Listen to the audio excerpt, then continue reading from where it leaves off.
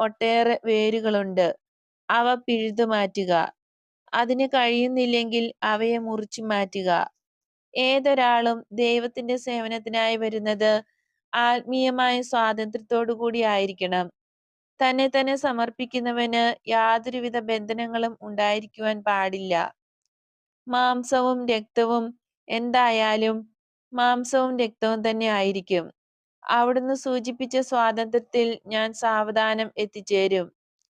ഇല്ല, നീ അത് ഒരിക്കലും പ്രാപിക്കുകയില്ല.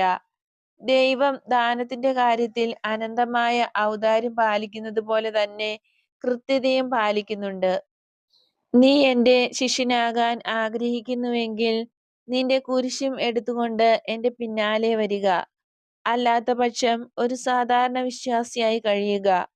ദൈവരാജ്യത്തിലേക്കുള്ള വഴി റോസാദളങ്ങൾ വിരിച്ചതായിരിക്കുകയില്ല. ആ വഴിക്ക്